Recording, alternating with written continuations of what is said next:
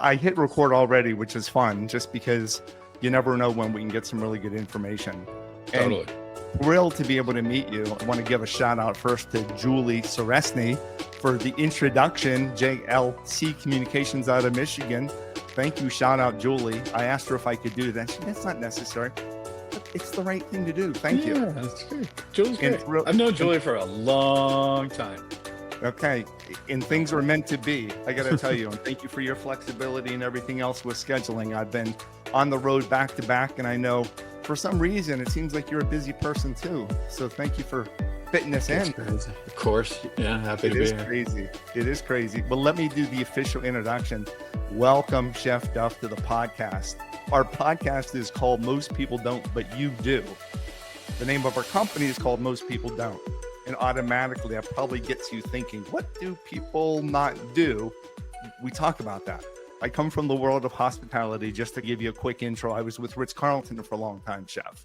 And I found that this intentional acts of doing nice things for other people didn't need to be reserved only for luxury hotels. I started my own company 7 years ago called Most People Don't. What we do is we share stories. We interview people like yourself that do remarkable things that most people don't do. And we also travel around the globe sharing from stages, often like you do, keynote speeches, talking about how you can do different, do better. When you do different and do better, because it's easy to be, but it's better to become, the world becomes a better place. I'm going to read a little bit about your bio, and then I think I'm going to be done talking, if that's okay. Yeah, good. He's just smiling. All right. So Chef Duff Goldman, I need to read just a little bit about you, and then we're going to ask you questions. I'm just some guy.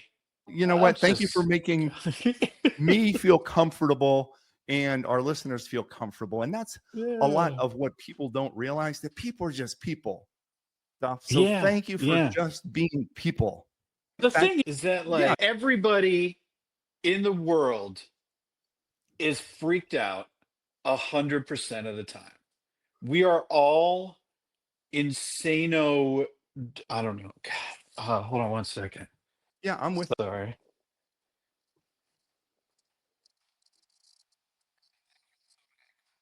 Okay, cool.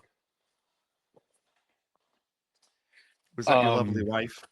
No, I was. The reason I was in the basement was these guys are doing work up here, and I was trying to avoid all that stuff. Anyway, we're all freaked out. Everybody is. I think everybody in the world lives under a mountain of anxiety that is totally normal, right? Mm-hmm. When we were Australopithecus and we walked by a cave, right? It's good to be anxious because you don't know what's in that cave. You want to believe that there's something in there that could kill you, so you stay alive, right? And so we're just wired that. And I think one of the problems that we get into is we all start feeling guilty about that. Guilty for feeling wired? We feel guilty. We feel like there's something wrong with us when we acknowledge that anxiety. Yeah. And that guilt is the thing that I think really holds people back and really keeps them from doing exactly what you're saying, like reaching their potential, because they're constantly, living in this sort of cage of self-doubt that we all live in. But I think once you accept it as normal, and then you can see the bars, I guess, then you can, I don't know, people can deal with it a little better and create amazing things, do awesome stuff, Yes. Everyone has something. Totally. You just don't know what that is. And we use the expression, seek to understand without judgment. Even though Chef Duff, and we're going to get into, and you're so funny because you didn't even allow me to get into your accolades. And I guess it's not even important. It's really Chef not. Duff, let's just keep a talking. heck of a gentleman. Chef Duff is awesome. And let me put the ticker across the screen. And you know what? People can learn about who you are and what you are later, but most people will know your name. So here I am thinking, Chef Duff, oh my gosh, Baltimore, right? Charm City Cakes, Ace of Cakes, TV shows, moved from the East Coast over to the West Coast, living in the Los Angeles area, opened up another place, oh my gosh, Chef Duff must have the most brilliant life in the world. My perception, okay? In a good way, Chef. I Yeah. admire you. I appreciate what Thank you're you. doing. We're going to learn from you. But that is my perception. Oh man, wouldn't it be nice to live in the wooded section, the mountainous areas of Southern California, and to be able to open up a new place and to be on TV with Valerie Bertinelli and to be able to create in different things and be in the rock band? Wow, man, you got the life. Well done, Chef. Thank you. But you're just a Um, person. I'm just some guy. Yeah, yeah, I'm just some guy and I do what I want. And I think that a lot of people, we get caught in these, I don't know, these, like we get caught in these currents that society pushes us in. And it's, no, you don't do that, do this. This is what you're supposed to do. right. And I tell you, have you seen Moana, the first one? That whole movie is literally about just following your heart. And it's so trite, right? To say it's such a platitude. Follow your heart. It is like nothing could be more simple or more difficult, right? Yeah. Than to truly follow your heart, right? Wherever it goes. Follow your heart. Where like you listen to your heart, right? Another platitude, and then follow it. Do what it says. I really feel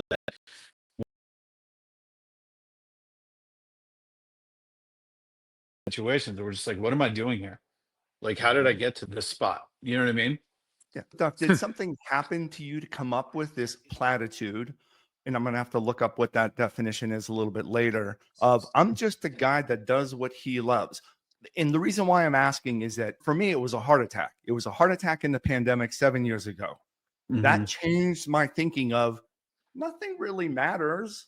I want to Right. do this. I left Ritz Carlton to do this, and my heart told me to do this, and it works, and nothing else matters. And every day is not easy, but I am following my heart. Did something, Duff, happen to you, or were you always of that mindset? Yes and yes. I think like I've always marched to the beat of my own drummer, and that's tough when you're a kid. I was a pretty weird kid. I was that kid that was like, yeah, that tough guy's pretty weird because I was. And it's hard, especially when you're younger, to stick to your guns, right? And stay who you are, stay true to yourself because we want to fit in, right? We feel weird when we don't fit in. So, yes, but then also, I feel like when I met my wife, got married, now I have a 4-year-old, and I think what happened with having my daughter was that we go through life. I've been trying to figure out how to say this because it's really crazy when you have kids, and if you don't have kids, this might make sense, but like until you have kids, you just, this isn't really, I don't know. When you're born, you go through life and you are the center of your universe, right? We just are. It's just how we're built, right? These are my eyeballs, this is my brain, and everything, the entire universe is around it. You are everybody, your parents. And then you go through life, you do your thing, and it's how does everything relate to me? And then all of a sudden, you have a kid, and I don't know, like the metaphysical center of the universe, of your universe, isn't you anymore. It's somebody else. And when that like shift happens, it sounds terrifying, right? Like before I had a kid, I was like, how I can't take care of myself. How am I going to take care of a kid? And then once you've shifted that center of the universe, it almost is like a weight is lifted. And Mm. the weight of the universe isn't on my shoulders anymore. Wait, I'm not the center. I am somebody else's. And it's so much easier and better and healthier to be objective about the center of the universe, because when the center of the universe is yourself, you are very subjective, right? It's easy to lie to yourself. It's easy to just say good enough. It's easy to do all that stuff when it's subjective. But when it's objective, when the center of the universe is my daughter, nothing is good enough. Nothing is finished. is that pushing you to work more, to work harder, to work smarter? I think it's pushing me to really work happier because that's what she needs. That's what you That's it. know. That's Yeah. it. And it's cool. Listen, we are financially we're doing okay right now. It's that makes things really easy. And it's really I realize it's really easy to say a lot of these things because I'm not like super, super worried. I'm always worried about money. It's one of the things that you get a little bit of it and you're like, okay, I can take a breath. But it's not the thing, right? The thing that I want is to make sure that she is growing up listening to her heart and following its advice and doing the things that she wants to do and being happy and being fulfilled. Because you've been around people with money. I've been around people with money, and most of them are miserable, absolutely miserable. And I think it's the chase. It's that just chase. You can never have enough. Anybody that has enough money, No, I'm with you. I right? agree. Yeah, I Yeah. agree. And you know what? The way that you're feeling now, Duff, is you look at the your daughter's artwork on the refrigerator. Oh yeah. That's right. Yeah, I know. That's what's Man, you want to see important. something amazing that she did? Yeah. This is crazy. She was 2 and she made this. We were at the beach. She met some little kid. The little kid had some like watercolors and stuff, and she painted this. Oh my goodness. Yeah. Look at that. And I'm so glad you all framed it. That is It's a beautiful. masterpiece. That is like Yeah. it looks Yeah. like a Renoir. It's a It masterpiece. is. Look at Oh, I that. love it. All right. And then So it's right next to my grandmother made this. So her great grandma made that one. We fantastic. have a lot of art Yeah. in the house. Yeah. And those are the things that matter. Your daughter is now the center of your universe. I do want to Mhm. ask you, your wife, because I have 2 children. My wife and I have 2 children. Our daughter is 23, lives in Hawaii. We're Cool. in the DC area, so this is far a long Yeah. way apart. That's a long way. That's Yeah, 11 hours, right? our son did school for 2 years over in Europe, film marketing school, and now he lives at home with us, so we're grateful. I agree with you, and I understand that sentiment that it is no longer about me, and just even from a spiritual perspective, I don't even know if I've shared this with people before. Sponsorship allows us to provide zero cost information regarding the platform of taking action, featuring leaders from all over the globe that are now teaching us lessons on how we can go from a great idea to making it happen. How about if we talk about kindness on the water? Mm. You have started a kindness cruise featuring me. Thank you, Humboldt. We are going on the brand new, hasn't even been born yet, Norwegian Aqua. We are cruising on it in December out of Miami for 8 days. Our partnership collaboration together, our objective is to grow kindness even more. They can they'll be able to click right on the page right on our website, protourcruises.com. The Kindness Cruise, there's a logo. It will have all the information.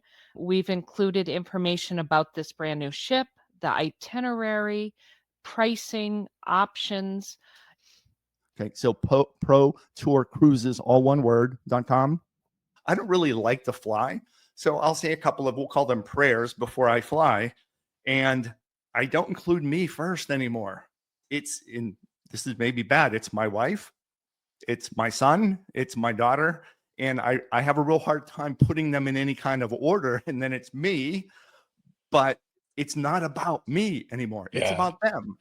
My wife and I were in Aspen last summer, and I was presenting to a group, and we had dinner when it was very quiet. It was the off season. We're walking back to the hotel, Duff, and a massive bear jumps out of the corner. And without hesitation, I stepped in front of that bear. I'm 6'2, 245, 50 plus, right? I'm a big dude, but I stepped in front of that bear. And my wife, Terry, was going through, and she's a big fan, but we won't talk about that yet. And she comes to LA, she wants to see you, but we won't talk about that yet. And she used to work for Master Chef, but we won't talk about that yet. But I stepped in front of the bear, and she was going through a difficult professional time. She had been working for a different organization, and she came into the office one time thinking we're going to talk about goals for next year. And they said, oh, by the way, we don't need you anymore. So just imagine that, losing your job, feeling bad about yourself. I'm like, look, I have all these great trips all around the world. Join me.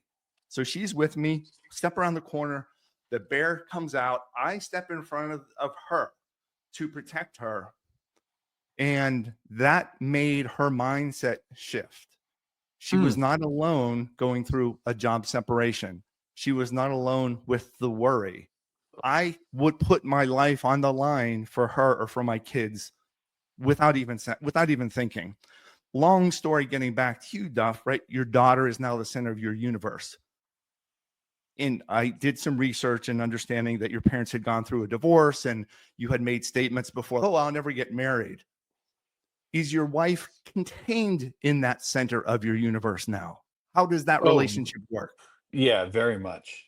Very much. Yeah. Yeah, it was weird. My parents had a really filthy divorce, like just not well beyond the usual. Yeah, I got to go spend the weekend at my dad's place. Like it was terrible.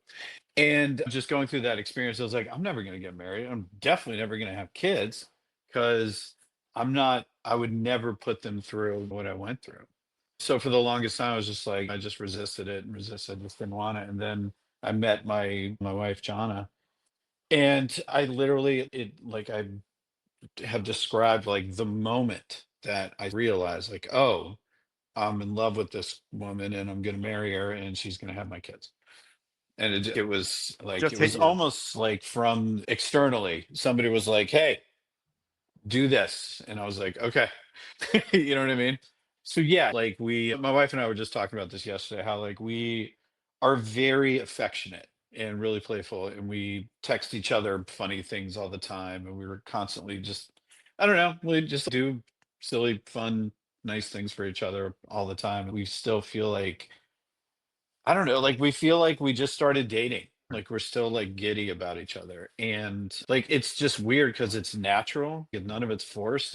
We just do it. Like when we're out, if I see something funny, like she's literally my best friend. I'll take a picture of it and send it to her. I'll check this out. We have this like one game where I spend a lot of time at the hardware store. And when we go to the hardware store, there's just so many things that if you like change one word, it can be like really dirty. And so that's like our thing is we'll see something like cement hardener, and then we'll be like, she's not there. I'll still take a Yeah, picture of it and send it yeah. to her because I know what So she'd say. fun. So did she become, before your daughter, center of your universe? You, before getting married, you were the center of your universe. When you got married to Joanna, is that correct? Jana, yeah. Jana, did she become the center of your universe? Did Oh she yeah. take that spot of yours? Well, Okay. before that, it was before we got Before. married. It was just like Yeah. one surreal moment.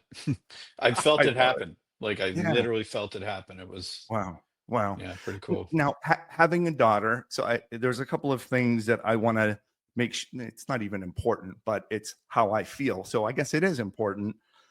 Your relationship with your daughter, you do some incredible things. And just hearing how you're speaking about her, you're proud of her. Hold on, let me show you the painting thing. Great, great sense of pride, obviously. She is the center. You working with the Kids Baking Championship, did that enable you to begin to learn how to interact with kids, or was that always naturally just you and your heart? You can interact with anybody. What's weird is when I was a kid, I was always more comfortable talking to a group of adults. And now that I'm an adult, I'm definitely more comfortable talking to a group of kids. Like if you can put me in a room full of 30 kids and I am totally at ease.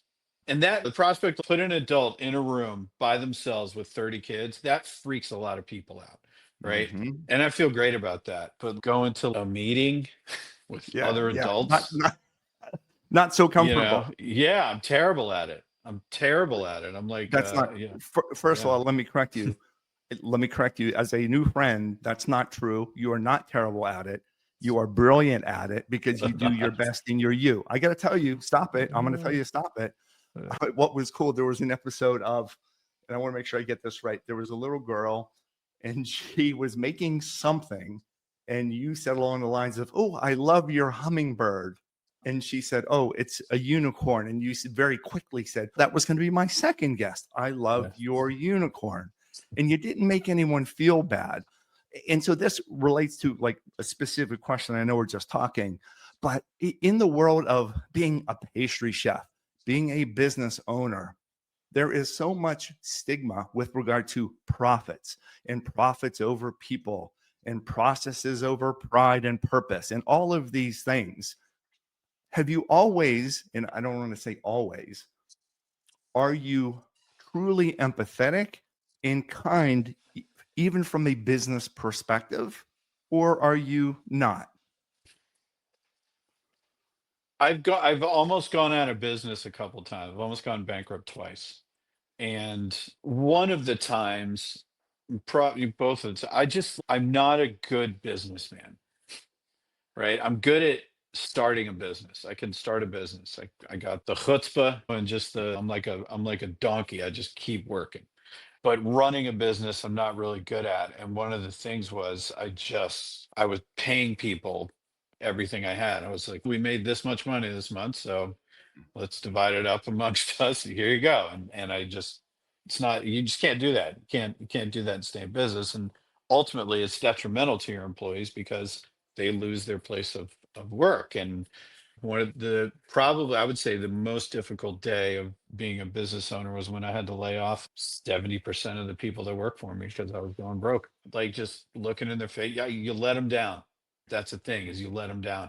And there's people, oh, not your fault or the economy or this and that. Doesn't matter. I let them down. And that pain is going to be there forever. But it's a good motivator because you never want to feel it again. Um, but I think truly like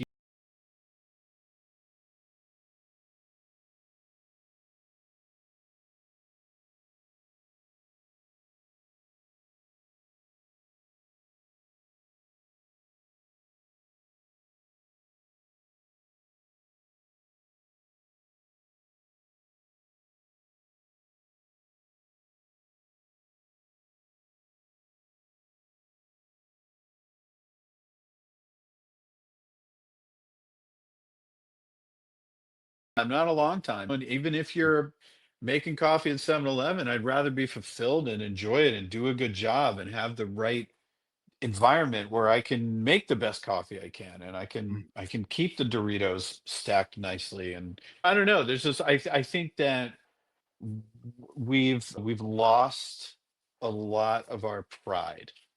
I Mhm. think a lot of our pride has been like displaced, I think, by everything is so transactional, right? Mhm. Like we live Yeah. in this insanely transactional world where I put a post online and see how many likes I get, and my self-worth is now tied to how many likes I got on a post or how many comments. Yeah. That's Silly. a very sort of black and white, but I really feel that like things have gotten so transactional that people are like, why should I be nice? I don't know. I don't need to be nice to you. I don't have to be nice to you. It's a seller's Yeah. market when it comes to labor. And uh, what are you going to do? Fire me? You're not going to fire me. I'm not going to be nice to people. And I think that what we've lost is that pride and just, hey, you know what? I'm not going to equate being hospitable to somebody with being servile. And I think Mhm. that's where a lot of people get very resentful. If you're Agreed. out and you're at a restaurant and somebody's rude, like a server, somebody's rude, and you're just like, listen, Mhm. just being nice doesn't mean that you're beneath anybody. Being nice Yeah. is not a weakness. I think it takes a tough mamma jamma to really be kind all the time as much as Yeah. possible. And The two things that relate to that exactly. When I was with Ritz Carlton, one of the mottos was, "We are ladies and gentlemen serving ladies and gentlemen." mm, Even though you're a billionaire and you have drive a Bugatti, doesn't mean that you are any better than me. I am a gentleman serving you as a lady or a gentleman, and there is expectations of interaction together. One of my first jobs was at a country club, and I will never forget a member. This was when you could smoke inside. Was smoking a cigarette. I was the mixed grill bartender. She asked me for an ashtray. I didn't have one. I said, "I'm so sorry. Let me go run and get you one." She threw her lit cigarette at my face. Talk about demeaning, talking about servile. I had to get over that. And that's why it worked out with Ritz Carlton, ladies and gentlemen, serving ladies and gentlemen. The element of doing good for the right reasons because it can make you feel a certain way. And often, Duff, I talk about kindness, and there are some studies that show if you do one act of kindness a day for 7 days in a row, it will increase your personal happiness by 8%. So why not be What more does that kind? mean? Yeah. Right? Like, However you would evaluate how do happiness. how do you However what do we the call it? studies do. Equate that? But if you surprise someone, Duff, if you surprise someone, does it make you feel good? You surprise someone with an incredible, elaborate piece of metal artwork. See, I'm not even saying cakes. You surprise someone with a gift. How does that make you feel? Yeah, it makes you feel great. I think that, yeah, we really do. I think there's this, I don't know, pervasive attitude where like people see kindness as a weakness, Mhm. which I think is silly. And I also, when somebody throws a lit cigarette at your face, it's just, I think there, and it's hard to do this in the moment, but the most important thing there is just to be like, man, if you're the kind of person that would throw a lit cigarette at somebody's face, can you imagine how miserable that person is? And it just fills me with sadness. And Yeah. once somebody does something in traffic and I'm just like, Mhm. my heart breaks for you. The fact that you have to wake up every day and look in the mirror and see the person that would do what you Yes. just did. I just can't imagine living like that. And so I think what happens is you just really start feeling for people. And that when Mhm. you see somebody that's acting out like that, they're in pain. That person's in pain.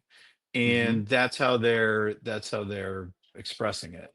Did you Which ever? you don't have to take it, right? No. If somebody threw a lit cigarette in my face, I might headbutt him in the nose, but can still feel for that person. Hey man, like things are Mhm. tough, huh? Like Yeah. things are Yeah. tough for you. I'm sorry that you're frustrated. I'm sorry that you feel that way. How Yeah. can I help? How can I help you? Because everyone has something. Did Yeah. you grow up being kind, Duff? Because I am going to label you one way as a kind person and as an authentic person. Did you grow up that way? Did you become Um, kind? I think that I think I would usually choose kindness. I think I would try to. I was definitely like, I could certainly be an asshole when I was younger. Like it was like, again, like things. I don't ever like to blame anything on, oh, I had a rough childhood, because who didn't? Who didn't? Growing Mhm. up, period, is a hard thing to do, and we all had a rough childhood.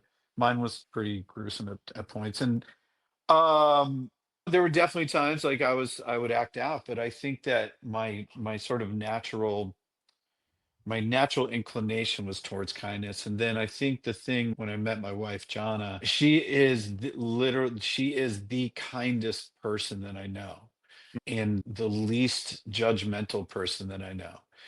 And it's just beautiful Yeah. and inspiring. And I think that most of my thoughts now on like the virtue of kindness is really because of her and things that she's taught me. Yeah. But It's brilliant. she's amazing. Man. I love hearing that. I love hearing that. Is there anything that you think? So this will go out to a lot of folks. Top 2% podcasts in the world. We're very blessed and fortunate to be able to have great people like you sharing ideas. A lot of our listeners are related to travel, hospitality, also executive directors. They're planning events. They're doing a lot of different things around the world. Is there anything that you think the industry of hospitality can do to get away from being transactional? And maybe you've done it before in your businesses. I think that the biggest thing that people can do is they got to get people to loosen up a little bit. Mhm, mhm. I think that there is this like fog or stench of, I don't even know how to describe it. It's like this polite corporate, like, Speak. non-personality that, yeah, that people have. There's this like, I feel like there's so we're so litigious And everybody is so afraid to put a toe out of line because you say the wrong thing and all of a sudden there's a lawsuit and a public smear campaign. There's like sometimes I Mm-hmm. feel like that whenever you're dealing with people in the hospitality industry, that it really, when you are dealing with somebody who genuinely just cares about your experience and is trying to help you, you feel Mm-hmm. it. And Yeah. when you're dealing with somebody who is just literally towing the company line because of fear of, oh, if I say the wrong thing, I'll get fired, or if I say the wrong thing, there's a lawsuit, or like HR gets involved, and now there's an incident report. I feel like there's a culture of fear that Mm-hmm. you find it in.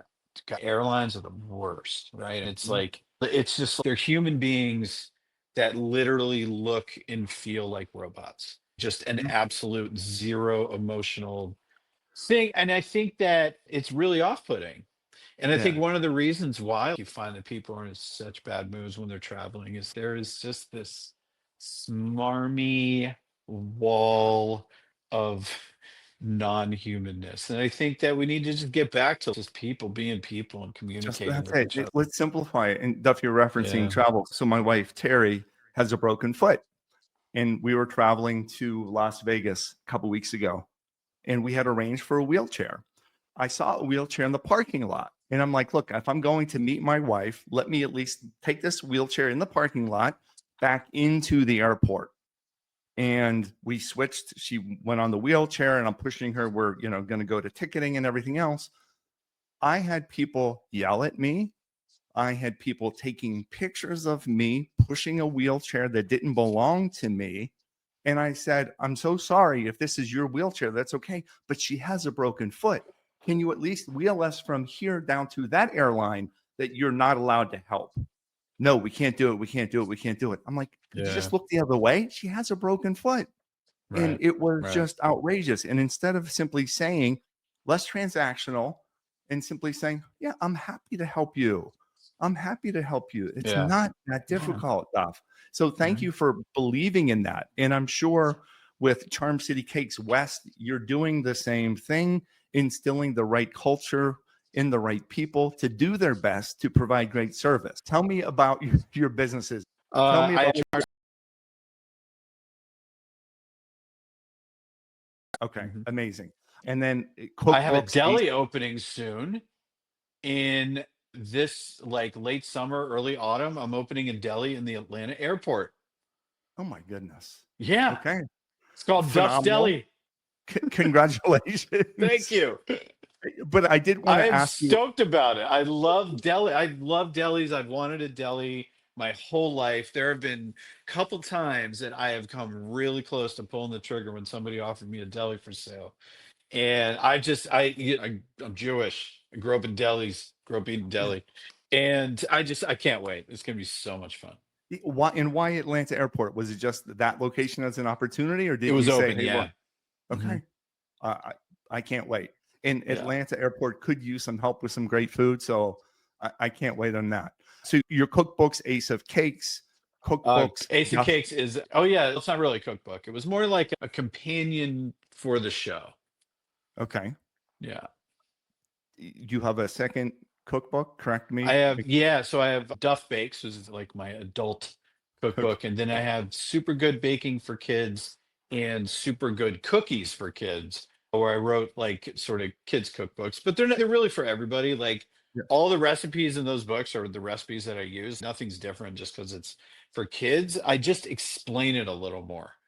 Like, and Okay. I answer, like I find the science and Hmm. the math and the physics and all the stuff that goes on in baking absolutely fascinating. And so when I write books for kids, I just try to explain a little more of what's the baking powder doing, that kind of stuff. Yeah, and I'm looking at your website. So you can order a cake, you can ship on Goldbelly. There's party supplies, there's Duff Stuff, there's your new YouTube channel, there's classes, there's DIY kits, there's recipes, there's your store. There's a lot of things that you are doing.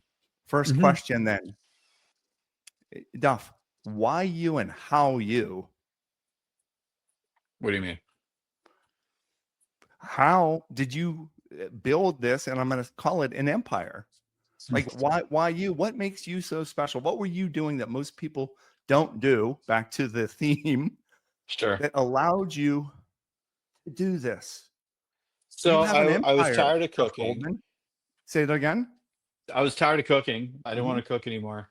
And so I quit my job and I started making cakes out of my apartment in Baltimore because I was trying to be a full-time musician.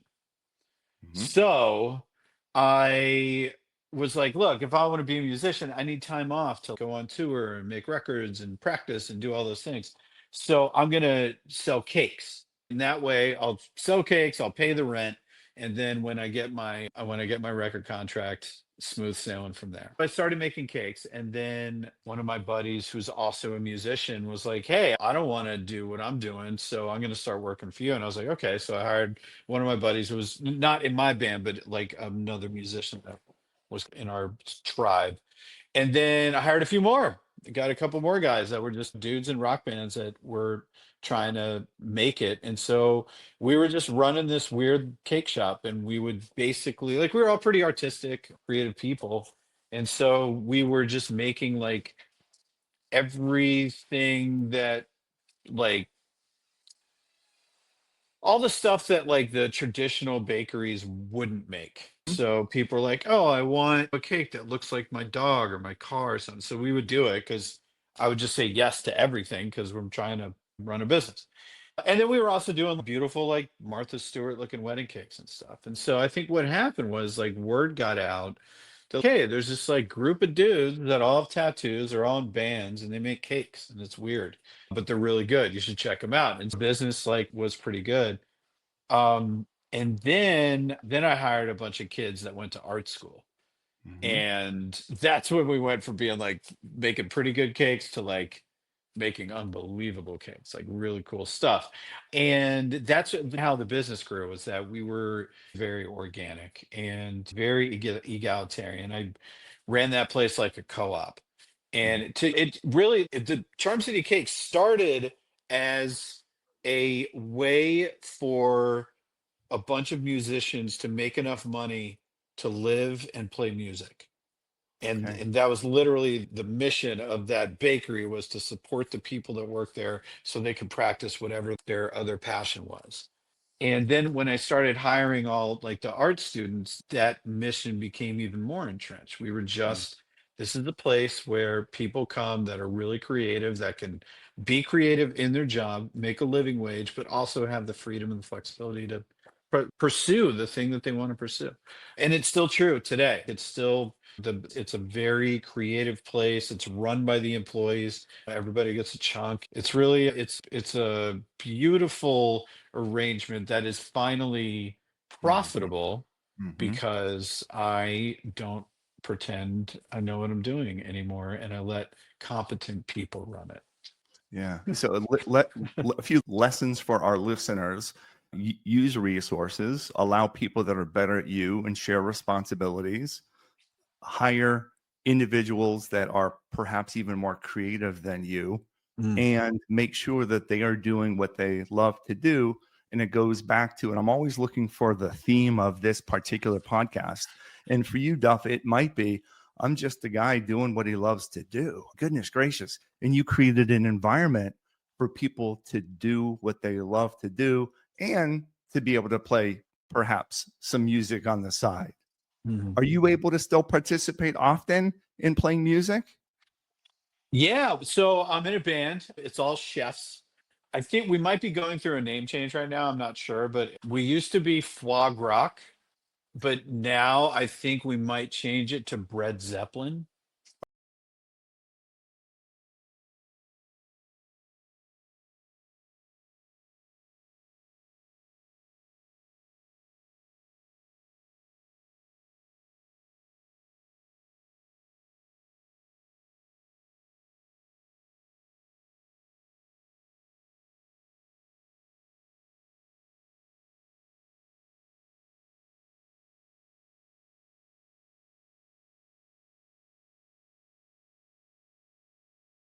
not always easy. You're just a guy doing what he loves to do, but just listen, people are going to know the name Duff and Chef Duff. What was your turning point to gain that type of status? Was it being on television? Was it having, right, the Food Network show Ace of Cakes? What was the turning point? Was it TV for you? Yeah, yeah, it's TV. Like before TV, like I was relatively well known just in Baltimore.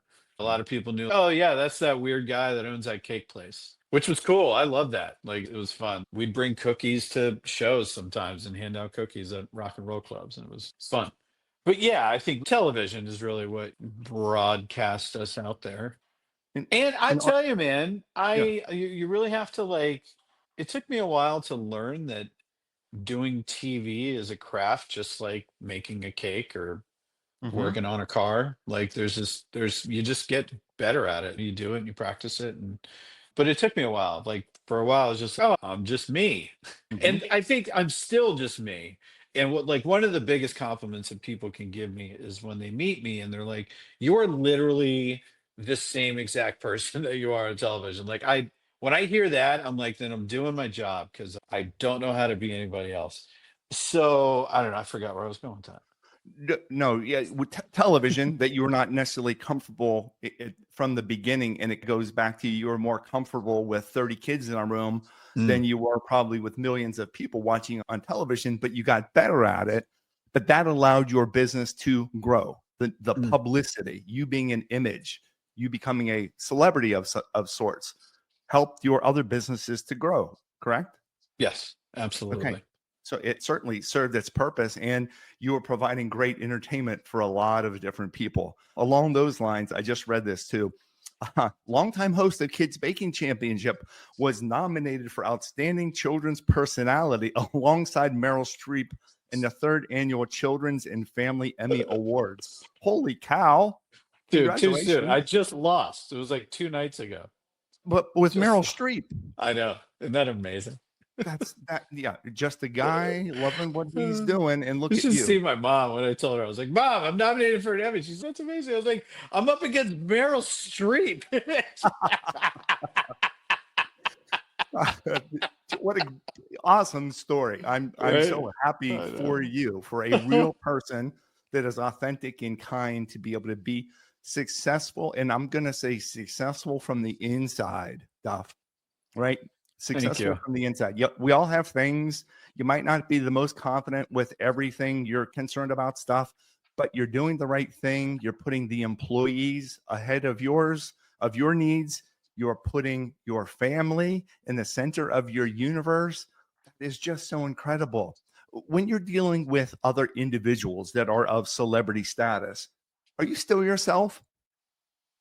I like to think so. Yeah. Okay. Yeah. Yeah. Yeah, I was just looking right with Barack Obama and with Oprah and with so many different people. And it's just cool. I think people can automatically see your authenticity, Mm. which has led to some incredible success. Man, you Last know what was question. cool? The Tell other me. day I was at this, it was like a big meeting of all the like Warner Brothers executives, Mhm. and they had some of us from the Food Network. We made dinner, and I was standing next to the cake, and I had like a 5 or 6 minute conversation with James Gunn about Yeah. storytelling and mythology. And Mm. it was so cool, like getting to meet somebody like James Gunn, who's just insanely creative and has created some things that millions and millions of people really identify with. And like to get to have this really like dope, real deep conversation about our roles and who we are like in entertainment and what we do and how we provide the mythology now, Mhm. right? The mythology of today. And it Can I was can I cool. tell It was cool. can I tell you, Duff? That's What? how I feel about this today. Oh. How cool is it I get to spend time with Chef Duff and talk about how we Uh, all fit into the universe? Thanks, man. Brilliant. Absolutely Appreciate it. brilliant.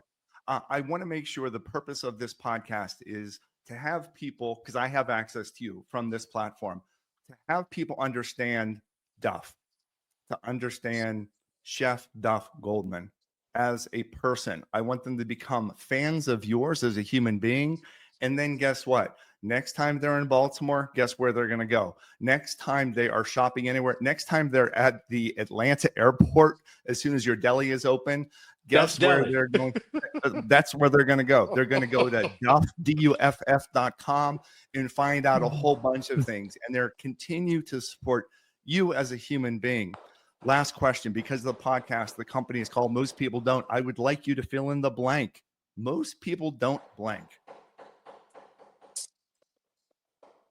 Levitate? Say it again. Levitate? Right. Most people don't. I don't know. Because I feel like it's tricky because it's almost like your kind of like natural human response to that is come up with some kind of like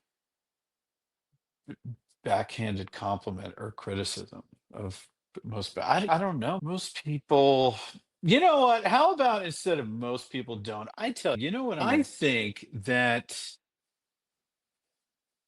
most people are really cool. That's what I think. And I think that we have the media, society, they have convinced us that there's like a predator hiding behind every corner.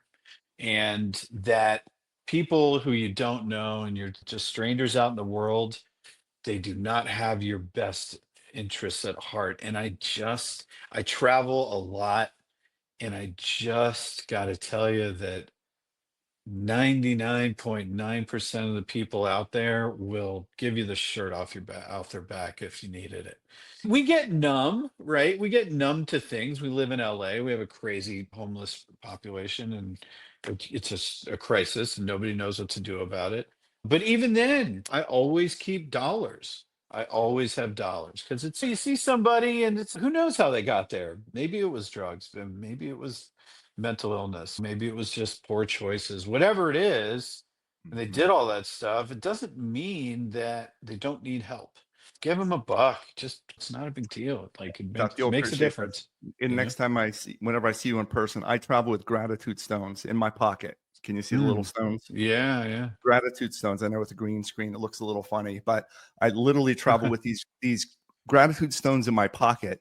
And when I see people that are having either a rough day and they need a little bit of a perk, a little bit of an uplift, a little bit of a good message, or if I see people that are doing exceptional things to help people, I don't give them $1 because let's say they're not homeless. They're just people that are doing good things. And I look for that. And I just say, hey, look, I want you to have a gratitude stone. My name is Bart. The universe is good. I witnessed you doing something really special for a person. I use it for good luck and reminding me that things are good in this world. And so truly gratitude stones, because you're absolutely right. And I don't want most people don't to be a negative thing. I do. Someone asked me a while ago, how do you see your company in 5 years? I said, I want to change the name. I want to say that all people do. Right. And so we are going to call this Most People Are Really Cool. Everyone has a story. There are kind people in this world. I think today was a perfect example, Duff. You are a celebrity chef known around the world, but you're a really good dude. You're a good dad. You're a good husband. Thanks. You're a good employer. And by the way, you're an artist and you do metalworking and you're a graffiti artist and you're a baker. Well, not anymore. I can't run for the cops like I used to could. So amazing. I'm so grateful, Duff. Thank you so much for joining. You're a tremendous gentleman, and I can't wait to be able to celebrate you more. Is there anything else that's coming up that we can encourage our listeners to do? I know you're not doing this to get support or to get more money, but I want to get you more support and more love and more business. Man, watch Food Network. Okay. Just watch our shows, turn people on, especially the stuff I do with kids. It's a very special show. I think there's a reason why I was nominated for an Emmy, and it's like nothing else on TV. And one of the things I love about that show is the kindness is a character on the show. It is really about a bunch of us in a room all trying to make the best cookies we can, and that's really it. And it's a beautiful thing, and you see these kids just incredible, just triumph and doing their best, blossom, right? Yeah, and it's just it like being able to shepherd that, being able to just sit there and witness it is such a privilege, man. So yeah. Fantastic. Watch Kids Baking Championship. It's a great show. No, we certainly will. We'll pass the message on. And thank you again, Duff, for just being an excellent human being. Proud to know you. And I'm going to call you a new friend, even if you don't like that. Absolutely, Bart. Deal? All right. Deal. All right. Thank you. I appreciate it. For those of you that might be new to the podcast, my name is Bart Berkey. I am the founder of Most People Don't. It's a company that is designed to help people get better, to help people to be inspired to do more, to achieve more based on taking action. During my 16 years with Ritz-Carlton and 30 years plus in hospitality, I gained a unique perspective on how the element of service can inspire intentional, above and beyond actions. Not only do we have a podcast, I travel around the globe with keynote messages in addition to sales and service training. If you are a group or organization that is in need of some motivation or an inspirational message, please reach out to us through our website, which is mostpeopledon't.com. Most importantly, thank you for doing what most people don't.